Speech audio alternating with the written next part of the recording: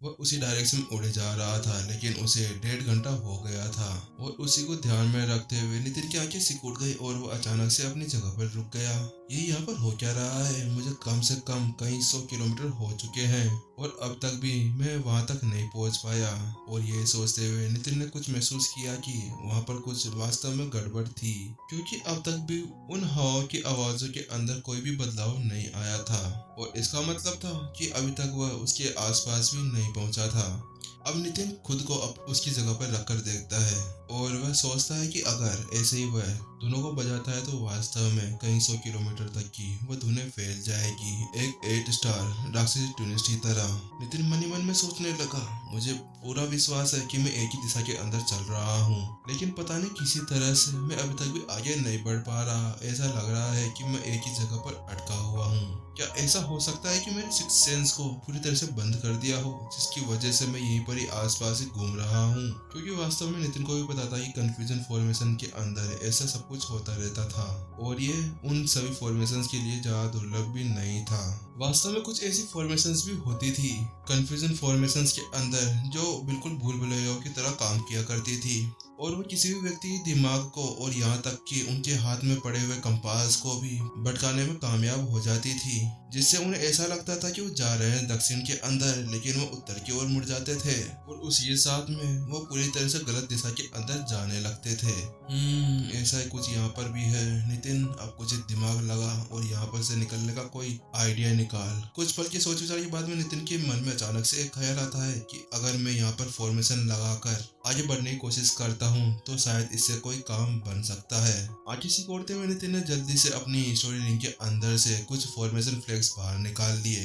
वह अभी अपनी वर्तमान क्षमता के साथ में राक्षसी धुनों के साथ में कोई भी कंपटीशन नहीं कर सकता था।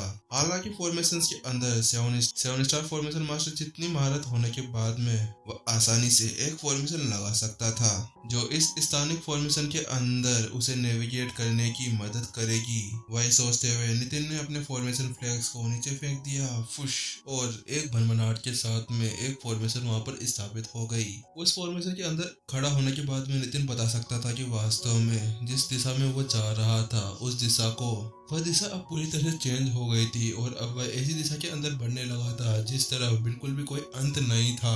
और अगर वास्तव में नितिन अभी इसके अंदर फंस जाता तो वह ऐसी जगह पर खो जाता जहाँ पर कोई भी दुनिया का अंत नहीं होता और मरते दम तक वह यहीं पर ही फंसा रह जाता।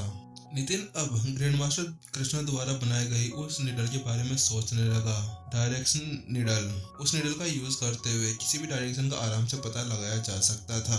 नितिन के मन में उसी बात पर एक ख्याल आया, ऐसा हो सकता है कि पुराने प्रिंसिपल ने शायद उसी निडल का यूज करते हुए इस जगह पर आए होंगे और उसी के साथ में वह यहाँ से बच पाने में कामयाब हो गए होंगे, क्योंकि ग्रैंड मास्टर कृष्णा ने जब उस निडल को बनाया था तो उन्हें ऐसा नहीं लगा था कि वह उसका यूज कभी कर पाएंगे, इसीलिए उन्होंने पहले ही उसे मास्टर टीचर अकेडमी को डोनेट कर दिया था। और जब नितिन मास्टर टीचर अकेडमी के अंदर था तो उसने कुछ बुक्स के अंदर उसके बारे में पढ़ा था और उसी को लेने के लिए वो मास्टर टीचर अकेडमी के ट्रेजर हॉल के अंदर भी गया था, लेकिन जब वह वहां पर जाता है तो उसे वह वहां पर नहीं मिलती और उसी के साथ में नितिन पता लगा सकता था कि पुराने प्रिंसिपल उसको यहाँ पर लेकर आए थे। नितिन मन ही मन में सोचने लगा, वास्तव में उन्होंने अच्छा ही किया कि वो अपने साथ में उस सिलेंडर को लेकर आए थे। अगर वो ऐसा नहीं करते तो वास्तव में ऐसा हो सकता था कि उनकी बॉडी के अंदर से पूरी एनर्जी को खींच लिया जाता और उसी के साथ में उनकी बॉडी के केवल यहाँ पर हड्डियां ही बचती। थोड़ी देर बाद में फिर वापस से नितिन उस फॉर्मेशन से बाहर निकलता है और फिर से उस धुन का पीछा करते हुए उस तरफ बढ़ने लगता है और इस बार उसे आगे बढ़ने में कोई भी प्रॉब्लम नहीं हो रही थी।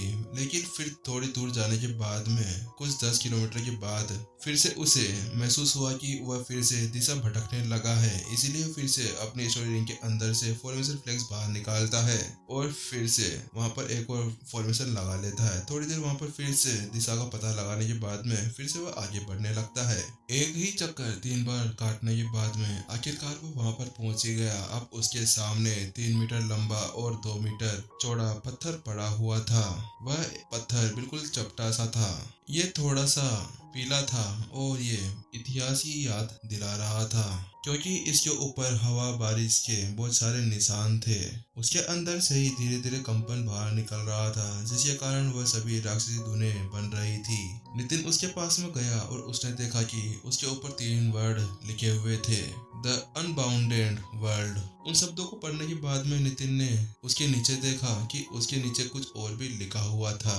उन सभी लाइनों के अंदर लिखा हुआ था, वे सभी जो इस असीम दुनिया के अंदर प्रवेश करते हैं, वे इन राक्षसी धुनों के प्रभाव के अंदर आएंगे।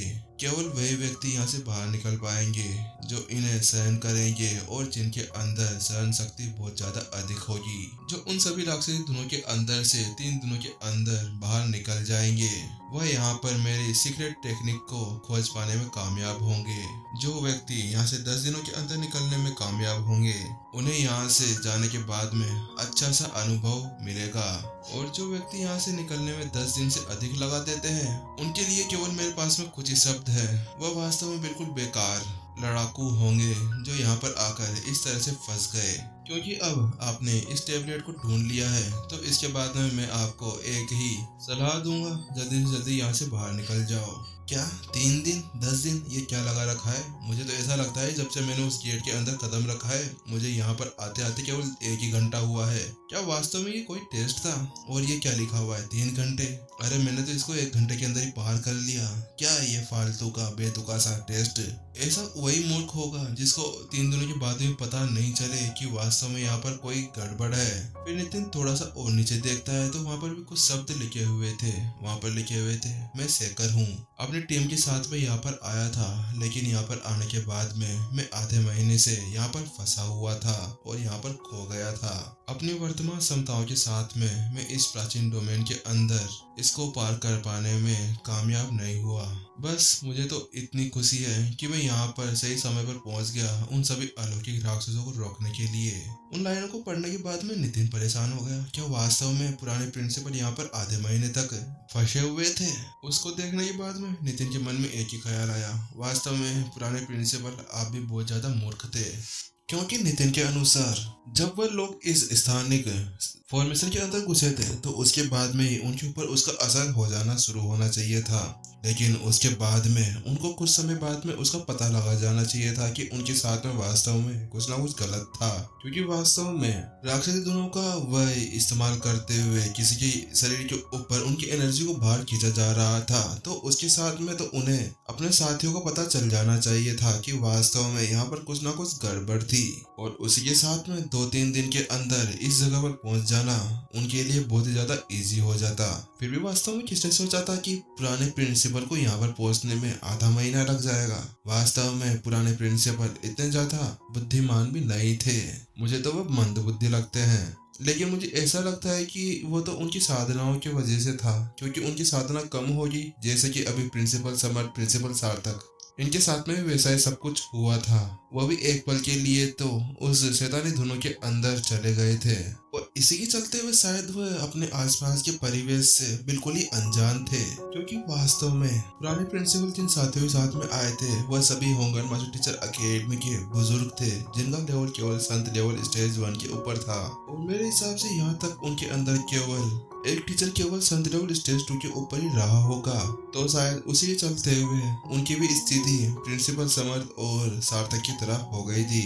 उन सबको ध्यान में रखते हुए नितिन ने आगे भी पढ़ा और उसने जब देखा था कि वहाँ पर पुराने प्रिंसिपल द्वारा एक नोट छोड़ा गया था, तो उसके साथ में देखा जा सकता था कि पुराने प्रिंसिपल वास्तव में यहाँ से बचकर निकल पाने में कामयाब हो गए थे। और वास्तव में ये पहला निशान था जो उन्हें मिला था इतने सारे मुसीबतों को पार करने के बाद में। और इसके साथ नितिन बता सकता था कि वास्तव में अब वह सभी एक सही रास्ते पर जा रहे थे। उन सभी को साइड में रखते हुए नितिन ने एक और पल के लिए उस पत्थर की तरफ देखा और उसने जब देखा था कि उसके ऊपर लिखा हुआ था 3 दिन के भीतर जो भी यहाँ तक पहुँचने में कामयाब हो जाएगा उसको एक सीक्रेट टेक्निक दी जाएगी। उसी को ध्यान में रखते हुए नितिन मन ही मन में सोचने लगा, अब देखते मुझे अब कौन सी सीक्रेट टेक्निक मिलने वाली है। वो पत्थर से बनी हुई कैप्सूल किसी तरह की विशिष्ट सामग्री से बनी हुई थी और इसे मजबूती से अपनी जगह पर लगाया गया था। फिर नितिन उस पत्थर की चारों तरफ घूमने लगा और देखने लगा कि उसे कोई और सुराग भी मिल सकता है, लेकिन जब वह उसकी चारों तरफ घूम जाता है तो उसके अंदर उसे एक खांचा मिलता है उसको देखने के बाद में नितिन की आंखें सिकुड़ जाती है और वह सोचने लगता है कि आखिरकार ये खांचा यहाँ पर किस लिए बनाया गया होगा। फिर उसके बाद में वापस से नितिन ने पत्थर की एक और बार जांच की, सावधान रहने के लिए कि वास्तव में उसके अंदर कोई खतरा तो नहीं था, क्योंकि नितिन अभी वास्तव में भी नहीं जानता था कि प्राचीन डोमेन के मास्टर का क्या इरादा था और उसने किस वजह से इसको बनाया था और वह किस तरह के व्यक्तित्व वाला व्यक्ति था। और इसी को ध्यान में रखते हुए नितिन ने अपने गार्ड्स को नीचे नहीं किया। उसी के साथ में उसने बिल्कुल सतर्कता से उस खांचे के अंदर अपना हाथ रख दिया। जैसे नितिन ने उस पत्थर की गोली के अंदर अपना हाथ रखा, उसके अंदर से एक तेज सफेद लाइट ऊपर उठती है। देखने से ऐसा लग रहा था कि वहां पर कोई एक मशीन थी जो अचानक से एक्टिवेट हो गई, जिसके बाद अचानक से नितिन के सामने एक आकृति सामने आती है। वह एक बूढ़ा व्यक्ति था जिसकी सफेद दाढ़ी थी और बाल भी पूरी तरह सफेद हो चुके थे। वह एक आधी अधूरी आत्मा थी जो इतने सारे समय से यहाँ पर रहने के बाद में कुछ कमजोर हो गई थी, लेकिन इतनी ज्यादा कमजोर होने के बाद में भी नितिन के ऊपर बहुत ज्यादा उसका दबाव पड़ रहा था। उसी को देखते हुए नितिन पूरी तरह से सतर्क हो गया था, क्योंकि वास्तव में नितिन उसकी शक्ति देख सकता था कि वास्तव में वह कितना ज्यादा शक्तिशाली था और अपने इस 7वें लेवल के साथ में वह उसका सामना नहीं कर सकता था। और उसको देखकर ऐसा ही लगता था कि वह एक संत लेवल स्टेज 5 का लड़ाकू था। चिंता करने की कोई भी आवश्यकता नहीं है, मेरा मतलब यह है कि आपको मेरे से डरने की कोई भी जरूरत नहीं।